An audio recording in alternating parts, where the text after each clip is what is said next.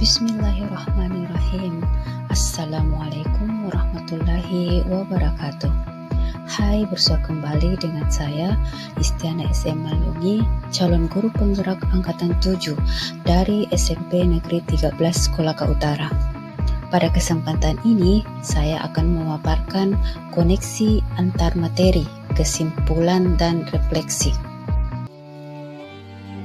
Sebelum mempelajari model 1.1, dalam pembelajaran di kelas saya terfokus pada nilai dan capaian kurikulum, dan fokus saya hanya pada transfer ilmu saja. Juga jika materi telah selesai pada semester itu, berarti pembelajaran telah berhasil. Dan dalam model pembelajaran yang saya gunakan hanya terfokus pada guru atau teacher center. Guru sebagai sumber satu-satunya, materi ajar semuanya dari guru. Peran murid hanya sebagai objek yang diajar, tanpa memandang latar belakang murid. Jika di kelas tertib dan tidak ada yang ribut, kelasnya hening, berarti pembelajaran itu berhasil. Namun ternyata setelah saya mempelajari modul 1.1 tentang filosofi pemikiran Ki Hajar Dewantara, apa yang selama ini saya anggap benar dan baik ternyata salah. Pemikiran Ki Hajar Dewantara tentang pendidikan begitu luar biasa. Selain 3 semboyan yang sangat terkenal, Ing Narsa Suntalada, Ing Madya Mamunkarsa, dan Tuturi Handayani.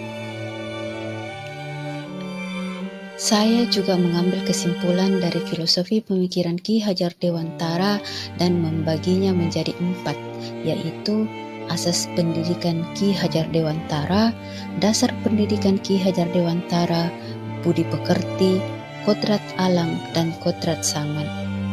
Asas pendidikan. Pengajaran adalah bagian pendidikan. Pengajaran merupakan proses pendidikan dalam memberi ilmu atau berfaedah untuk kecakapan hidup anak secara lahir dan batin, menuntun segala kodrat yang ada pada anak-anak agar mereka dapat mencapai keselamatan dan kebahagiaan yang setinggi-tingginya, baik sebagai manusia maupun sebagai anggota masyarakat. Kemudian yang kedua, dasar pendidikan anak berhubungan dengan kodrat alam dan kodrat zaman, mengingatkan bahwa pengaruh dari luar tetap harus disaring dengan tetap mengutamakan kearifan lokal, sosial, budaya. Yang ketiga, kodrat alam dan kodrat zaman. Kodrat alam ini berkaitan dengan sifat dan bentuk lingkungan di mana anak ini berada. Kodrat zaman berkaitan dengan irama dan isi. Jadi, kita tidak lepas memandang anak itu terbentuk sesuai dengan lingkungannya, dan akan berbeda anak yang tinggal di pesisir pantai dan yang tinggal di pegunungan. Nah, kemudian kodrat zaman akan berbeda zaman dulu dan zaman sekarang. Jangan lagi kita membanding-bandingkan zaman dulu begini, teknik zaman dulu begini.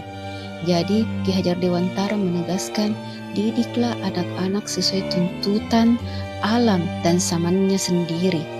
Maka dari itu peran guru sangat penting, dan juga guru harus terus belajar dan terus update pengetahuan agar memahami zaman yang dilalui anak tersebut. Selanjutnya, budi pekerti terdiri dari 2 kata. Budi artinya cipta, rasa, dan karsa. Pekerti artinya tenaga.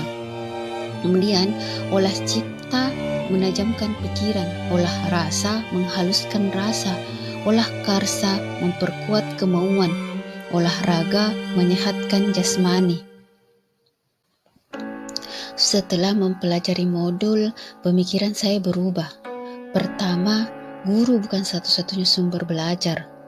Kemudian yang kedua, pembelajaran yang kita lakukan berpusat pada murid. Yang ketiga, menghargai karakter belajar anak. Juga merubah perilaku saya setelah mempelajari modul ini.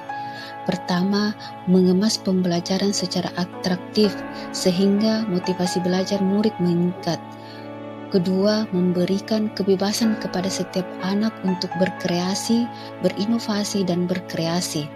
Ketiga, lebih cermat melihat bakat dan minat anak, menuntun sesuai kodrat.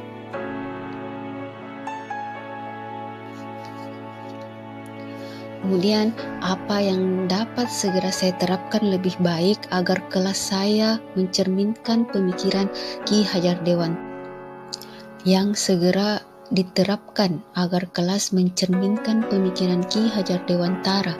Pertama, mengidentifikasi murid agar saya tahu apa yang ada dalam pemikiran mereka, apa keinginan mereka, apa kebutuhan mereka, bagaimana dunia mereka, sehingga saya lebih mudah menetapkan metode pembelajaran. Yang kedua, saya berusaha sebagai guru penuntun atau guru pamong agar saya bisa mengarahkan mereka sehingga tidak kehilangan arah. Ketiga, merancang pembelajaran yang menyenangkan bagi murid. Dalam merancang pembelajaran ini, saya bisa berkolaborasi dengan teman sejawat. Kemudian yang keempat, student center, di mana murid sebagai pusat pembelajaran. Semoga kesimpulan dan refleksi modul 1.1 ini dapat bermanfaat terutama bagi diri pribadi. Akhirnya, demikian yang dapat saya sampaikan. Terima kasih, salam dan bahagia, salam guru penggerak. Wassalamualaikum warahmatullahi wabarakatuh.